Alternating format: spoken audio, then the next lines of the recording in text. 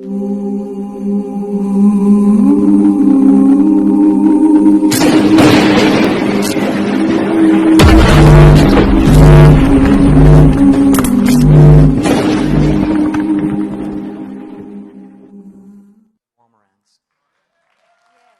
में से ज़्यादातर लोग अगर किसी वैकेशन पर छुट्टी मनाने जाएं तो हम होटल्स की, साइट्स की, रेस्टोरेंट की सब जानकारियां लेते हैं।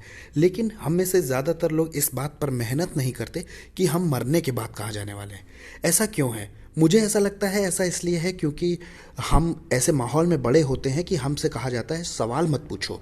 लेकिन सवाल ना पूछना हमें धोखे में ला सकता है, हम गलत हो सकते हैं। बाइबल में यीशु के अलावा सबसे बुद्धिमान इंसान सुलेमान ने कहा कि एक ऐसा रास्ता है जो सही दिखाई देता है लेकिन उसके अंत में मौत है। तो अगर आज आप यहाँ हैं और आपको बाइबल के बारे में कुछ नहीं मालूम और ना ही आप एक मसीही हैं, तो हम यहाँ आपको जानकारी देने आए हैं ताकि आप अपने जीवन में एक बहुत अहम फैसला ले सकें। 11 साल पहले 23 नवंबर 1998 को मुझे ये एक्सपीरियंस हुआ। और जब ये सबसे पहले हुआ तो मैंने किसी को नहीं बताया, क्योंकि ऐसा बोला जाना कि तुम नर्क हो के आए हो, वाह, ये मेरे लिए थोड़ा सा असहज है। सबसे पहले ये मैंने अपने करीबी मित्र को बताया, 2 हफ्ते बाद अपने माँ बाप को, और फिर उस दोस्त ने मुझसे कहा अपने बाइबल स्टडीज़ में आने के लिए। हमने वहाँ बताया और उसके बाद हम जगह जगह बुलाए जाने लगे अपनी इस गवाही देने के लिए। हमने हर जगह रेडियो पर, टेलीविज़न पर, जहाँ जहाँ भी चर्चेज़ में हमें बुलाया जाता हम जाकर गवाही देते थे। हमने 7 सालों तक ऐसा ही किया। हर हफ्ते मेरी पत्नी 2 दिन की छुट्टी लेती और हम पूरे देश में जहाँ जहाँ भी हम बुलाए जाते हम जाकर गवाही देते थे। इसके लिए हमने कभी किसी से कोई खर्चा नहीं मांगा और ना ही कोई पैसा लिया। हम अपने खर्चे खुद उठाते थे। किताब लिखने के तकरीबन 4.5 साल पहले हमें एक पब्लिशर मिले और उन्होंने हमसे किताब लिखने के लिए कहा। जब हमने किताब को लिखा तो हमने इसलिए नहीं लिखा कि हम खुद को ऊंचा करें, बल्कि यीशु मसीह के वचन को सामने लेकर आए। हम खुश थे कि हम उसमें बाइबल की आयतों से लिख सके। और हमने पहली किताब में लगभग 150 और दूसरी किताब में लगभग 250 से ज़्यादा की आयतों को दिया है जो नरक के बारे में बताती हैं। और जो कुछ लिखा है वो बाइबल में पहले से दिया है, ये हमने अपने आप नहीं लिखा। और मैं यहाँ इसलिए नहीं आया हूँ कि आपको मनाऊं, लेकिन हाँ, आप परमेश्वर के वचन का यकीन करें। आप मेरा विश्वास भले ना करें। आप कहेंगे कि मैं ऐसा क्यों मानूं, ये बुरा सपना हो सकता है। मैं इसके लिए 3 कारण दे सकता हूं, लेकिन मैं पहला ही देता हूं। उस पहले कारण में, मैं जब लौट कर आया तो मैंने अपने शरीर को जमीन में पड़ा हुआ देखा, और ये मरने वाला एक्सपीरियंस नहीं था बल्कि शरीर से बाहर निकलने का एक्सपीरियंस था। और लू ऐसा पौलुस के साथ कुरिन्थियों की पत्री में लिखा है कि वो नहीं जानता था कि देह सहित या देह रहित वो अपनी बॉडी से निकल गया था। प्रभु ने दिखाया कि तुम्हारा शरीर पड़ा है और ये कोई बुरा सपना नहीं है। लौटते वक्त मैं यीशु के साथ था। प्रभु के साथ तो मुझे डर नहीं लगा, क्योंकि सिद्ध प्रेम में भय नहीं होता। लेकिन जब प्रभु चले गए तब मेरे शरीर में जब जैसे ही वो यादें फिर से आने लगी तो मैं अपने घुटनों पर आकर चीख चीख कर रोने लगा। नर्क की यादों के साथ आप इस शरीर में एक भी दिन नहीं बिताना चाहेंगे, एक पल भी नहीं बिताना चाहेंगे। और मैं डर के मारे, मेरी जान निकली जा रही थी और मेरी चीखों ने मेरी पत्नी को उठाया। मैं चाहता हूं मेरी पत्नी ही बताएं कि क्या हुआ था। हाँ, सचमुच 23 नवंबर 1998 की शाम को हम प्रार्थना सभा में गए और लौटने के बाद तकरीबन रात के 11 साढ़े 11 बजे हम सो गए। मेरी आंख खुली उन चीखों से जो लिविंग रूम से आ रही थीं। सबसे पहले मैंने घड़ी की ओर देखा जिसमें रात के 3:23 हुए थे। बिल की आंख खुली रात के 3 बजे और मेरी 3:23 पे, और यही 23 से हमने नरक के 23 मिनट का नाम निकाला। जब मैं दौड़ कर नीचे आई तो मैंने बिल को ऐसी हालत में देखा जैसी हालत में मैंने पहले कभी नहीं देखा। जितने भी लोग बिल को जानते हैं, बिल शांत हैं, सभ्य हैं और संकोची हैं। उन्हें ऐसी परिस्थिति में देख करके मुझे धक्का लगा। वो बार बार चिल्ला रहे थे, मेरे लिए प्रार्थना करो, मेरे लिए प्रार्थना करो। प्रभु मुझे नरक लेकर गया। सुनकर थोड़ा अजीब लगेगा, लेकिन ऐसा सुनकर मुझे थोड़ी शांति मिली कि उन्हें कोई हार्ट अटैक नहीं पड़ा या वो मरे नहीं। जब मैंने प्रार्थना करना शुरू किया तो परमेश्वर ने बहुत ही अनुग्रह से उस भयानक एहसास को और भय को बिल के दिमाग से निकाल दिया, लेकिन उन यादों को जो नर्क की थी रहने दिया। हनी, इन्हें नर्क दिखा दो।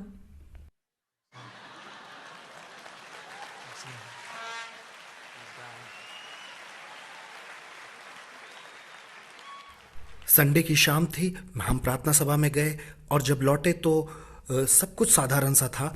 हमने पहले कोई मूवी नहीं देखी, कोई ऐसी डार्क मूवी, और ना ही मुझे पहले कभी कोई दर्शन हुआ था। सुबह के लगभग 3 बजे मेरी आंख खुली और अचानक मैं अपने शरीर से बाहर निकला और हवा में तैर गया।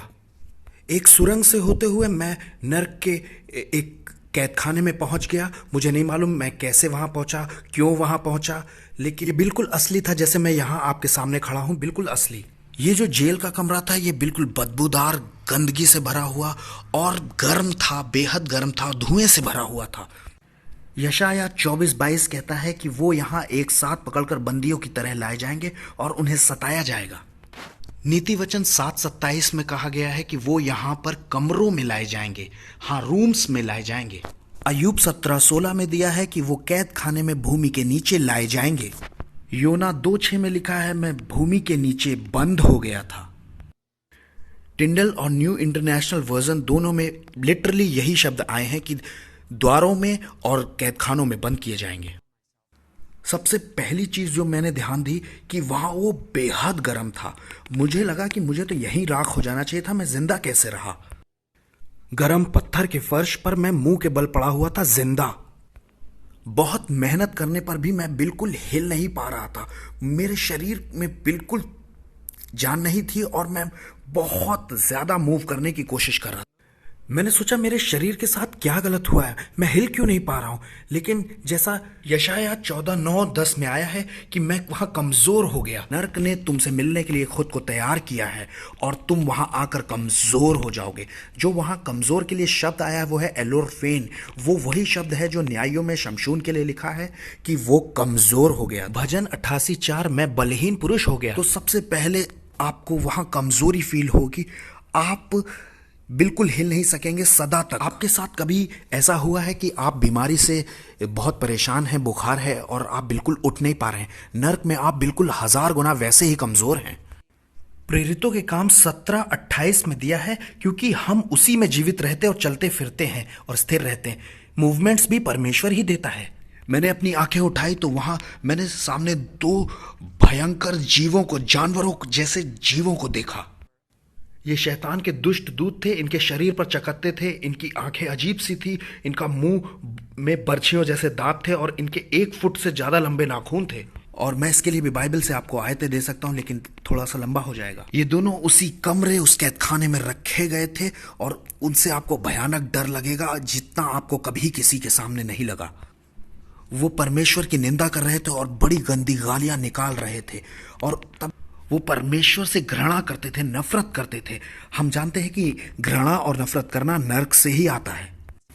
जब वो निंदा कर रहे थे तो उनमें से एक आया और उसने मुझे पकड़ा और दीवार पर कसकर पटक कर मारा। मेरा वजन उनके लिए इस गिलास जितना था और बहुत ज्यादा ताकतवर थे वो। मुझे लगा जैसे मेरी हड्डियां तक टूट गई। मैंने बहुत दर्द महसूस किया और लौटते समय मुझे यीशु ने समझाया था कि मैंने ऑलमोस्ट सारा पेन जो तुमने फील किया ब्लॉक कर दिया था, सिर्फ थोड़ा सा तुम्हें एहसास कराया है ताकि तुम जानो कि यहाँ सचमुच दर्द होता है, ताकि लोग जाने कि ये काल्पनिक दर्द नहीं है, ये सचमुच का दर्द है।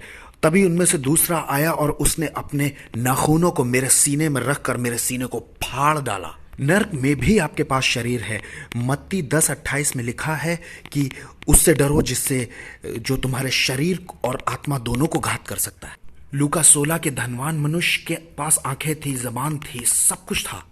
मैंने ध्यान दिया कि मेरे अंदर से कुछ लहू या पानी नहीं निकला क्योंकि लय व्यवस्था 17:11 कहता है कि जीवन लहू में है और नर्क में कोई जीवन, इसीलिए नर्क में कोई भी लिक्विड या खून पानी जैसी कोई चीज नहीं। जकरिया 9:11 में दिया है कि तेरे बंदी ऐसे स्थान पर लाए जाएंगे जहां पानी नहीं है, एक बूंद पानी भी नहीं है। फिर मैंने महसूस किया कि किसी ने मुझे बाहर निकाला।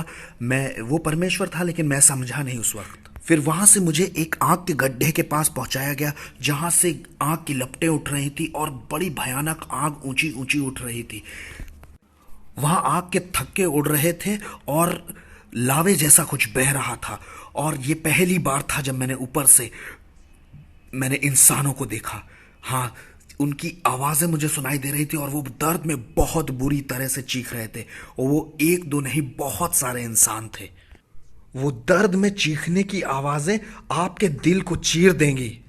यशाया 57:21 में दिया है कि दुष्टों के लिए परमेश्वर ने कोई शांति नहीं रखी, नरक में सदा के लिए कोई शांति नहीं। और वहां इंसान जो थे वो उनको आग की लपटों में गड्ढे में पड़े हुए मैंने देखा। और ये कोई काल्पनिक आग नहीं है, ये मन गढ़ंत आग नहीं, ये सचमुच में सच्ची आग ही थी जिससे आदमी जलता है। भजन 11:6 में दिया है कि वो दुष्टों पर अपने फंदे बरसाएगा और प्रचंड लू उनके कटोरों में बांट दी जाएगी। भजन 140:10 उन पर अंगारे डाल दिए जाएं और वो आग में गिरा दिए जाएं, ऐसे गड्ढों में गिरें कि फिर ना उठें। मत्ती 13:39 स्वर्गदूत धर्मियों को दुष्टों से अलग कर अग्नि कुंड में डालेंगे। मैं और भी आयतें बाइबल से दे सकता हूं कि वो सचमुच में आग ही थी, लेकिन मैं सिर्फ एक देता हूं। जैसा प्रकाशित वाक्य में दिया है कि महाक्लेश काल में जब अग्निकुंड खोला गया तो उससे धुआं निकला जिसने हमारे आकाश को ढक लिया। अब आकाश में धुआं तभी ढक सकेगा जब सचमुच में आग होगी तब।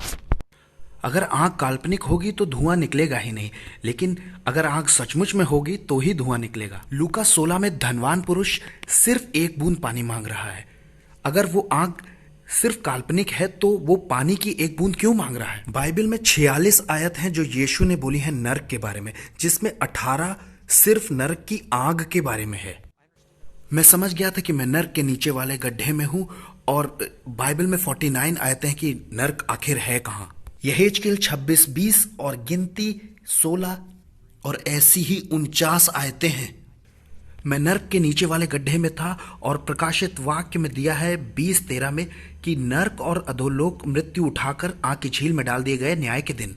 मैं समझ चुका था कि यहाँ सताने के लिए अलग अलग स्थान है और दर्द देने के अलग अलग स्तर हैं। मुझे ये तो नहीं मालूम कि मैं कौन से स्तर पे था, लेकिन वहाँ सब कुछ अलग अलग है।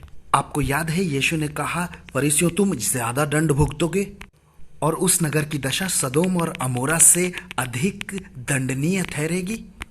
इब्रानियों 10:28 सोचो वो कितने ज्यादा दंड के योग्य ठहरेगा जिसने परमेश्वर के पुत्र के लहू को पांव से रौंदा है। लूका 12:47 वो दास जो तैयार न रहा वो ज्यादा मार खाएगा। देखिए, मैं ये समझाना चाह रहा हूं कि नर्क में ऐसी कोई जगह नहीं है जहां आप आराम से रह ले जाएं। वो सबकी सब जगह ही दर्दनाक है और आप उसको सह नहीं पाएंगे। और एक बूंद पानी आपके लिए बहुत कीमती है। ऐसा समझिए जैसे आप महीनों से दौड़ रहे हैं रेगिस्तान में बिना पानी के। मैं बुरी तरह से सिर्फ एक बूंद पानी चाहता था, और आपको वो एक बूंद पानी कभी नहीं मिलेगा। अगर मैं आज आपको यहाँ एक बूंद पानी दूं तो वो आपके लिए क्या कर सकता है? कुछ नहीं ना। लेकिन नर्क में एक बूंद पानी भी बहुत कीमती है। इसलिए जब मैं वापस आया तो मैंने अपनी पत्नी से पीने के लिए एक गिलास पानी मांगा, और जब मैंने उसे देखा तो मुझे लगा वाह, एक गिलास पानी में कितना जीवन भरा है, कितना जीवन भरा है एक गिलास पानी में। प्रकाशित वाक्य 21:6 वो जीवन के सोते में से पिलाएगा। वो बहुत खूबसूरत एहसास था जब एक गिलास पानी में आप जीवन देखते हैं। वो जगह गंदी, सड़न और बदबू से भरी हुई थी, आपने कभी नहीं देखी होगी। जैसे ऐसा लगेगा कोई सबसे गंदा गटर खोल दिया गया हो। खराब अंडे, सड़ा हुआ दूध, उसको 1000 से गुणा कर दीजिए, और उसमें भी सल्फर मिली है जो कि एक जहरीली गैस है। अगर आप हवाई जाएं तो वहाँ ज्वालामुखियों के पास आपको बोर्ड लगे हुए दिखाई देंगे कि आगे मत जाइए, वहाँ सल्फर है और सल्फर की महक से आप मर सकते हैं। और ये है जो आप नर्क में सूंघेंगे। आपको जरा सी सांस लेने के लिए बहुत मेहनत करनी पड़ेगी। सिर्फ अस्थमा का एक पेशेंट यहाँ अगर है तो वो समझ सकता है कि आप नर्क में कैसे सांस लेंगे। मैं दिखाता हूँ। सिर्फ इतनी ही सांस आप वहां ले सकते हैं और आपको लगने लगेगा कि मैं अब मरने वाला हूं, अब मरने वाला हूं, लेकिन आप मरते नहीं हैं। यशाया 42:5 में दिया है कि परमेश्वर पृथ्वी पर लोगों को सांस देता है, लेकिन आप पृथ्वी के नीचे पहुंच चुके हैं, वहां सांस नहीं। परमेश्वर अपने वचन का बहुत पक्के हैं, इसलिए आपको यह मौका दोबारा नहीं मिलेगा। आपको नींद की जरूरत है, लेकिन पूरे अनंत काल तक आप कभी सोएंगे नहीं। प्रकाशित वाक्य 14:11 कहता है उनकी पीड़ा का धुआं युगानुयुग उठता रहेगा। सिर्फ नींद ही नहीं, किसी भी तरह का कोई विश्राम नर्क में नहीं है, क्योंकि यशाया 57:20 कहता है कि दुष्ट तो उछलते हुए समुद्र के समान है जो शांत नहीं रह सकता। क्योंकि विश्राम तो एक तरह की आशीष है जो परमेश्वर देता है। भजन संहिता 127:2 में